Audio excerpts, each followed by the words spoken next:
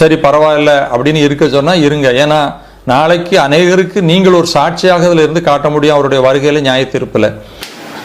அவர்கள் சரி பரவாயில்ல அப்படின்னு இருக்க சொன்னால் நீங்கள் இருக்கணுமா? அவர்கள் எப்படினாலும் இருக்க தான் சொல்லுவாங்க. சார்லஸ் சரோ இருக்க வேண்டாம், நீங்கள் வெளியே போயிருங்கன்னு சொல்லுவார். ஏன்னா அவர்கள் இருந்தால்தான் அவர்களுக்கு துட்டு. அவர்கள் இருந்தால் தானே அவர்கள்ட்ட தசமபாகம் அந்த காணிக்கை இந்த காணிக்கை என்று வாங்க முடியும். அப்படின்னா அவர்கள் இருக்க விரும்பினால் நீங்கள் இருக்கணும். அவர்கள் தான் இருக்க விரும்புவாங்களே ஐயா.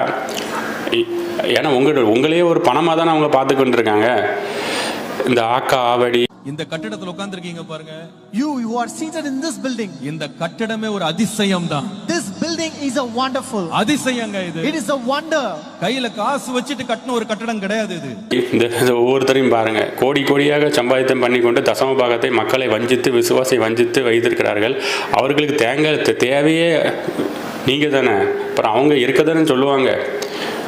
அவங்களுக்கு அதுதானே விருப்பமே. அப்படி தானே உங்கள்கிட்ட இருந்து பணத்தை கறக்க முடியும்.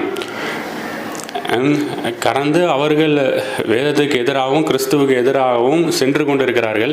அப்படி சென்று கொண்டு இருக்கிற அந்த சபையில் நீங்கள் இருக்க விரும்பினால் நீங்கள் இருங்கள்னு நீங்கள் போதிக்கிறது வேதத்துக்கு மிகவும் எதிரானது, கர்த்தருக்கு எதிரானது. தயவு கூர்ந்து இதை குறித்து மன்னிப்பு கேளுங்கள். ஏனென்றால் நம்ம எதற்காக சத்தியத்தை சொல்லுகிறோம், எதற்காக கள்ள தீர்க்கதரிசிகளை எச்சரிக்கிறோம் என்றாலே அப்படிப்பட்ட சபைகளிலிருந்து நீ வெளியே வந்துவிடு என்பதற்காக தான் கள்ள தீர்க்கதரிசிகளை எச்சரிக்க வேண்டும் என்று வேதம் கூறுகிறது. கள்ள போதகர்களை எச்சரிக்க வேண்டும் என்று வேதம் கூறுகிறது. ஏன்னா நாளைக்கு அநேகருக்கு நீங்கள் ஒரு சாட்சியாக அதில் இருந்து காட்ட முடியும் அவருடைய வருகையில் நியாய தீர்ப்பில். ஆகையால் விசுவாசிகளே, இப்படிப்பட்ட கள்ள சபைகளில் இருந்து கொண்டு நீங்கள் இவர் சொல்லுகிற மாதிரி சாட்சியாகலாம் வாழ முடியாது.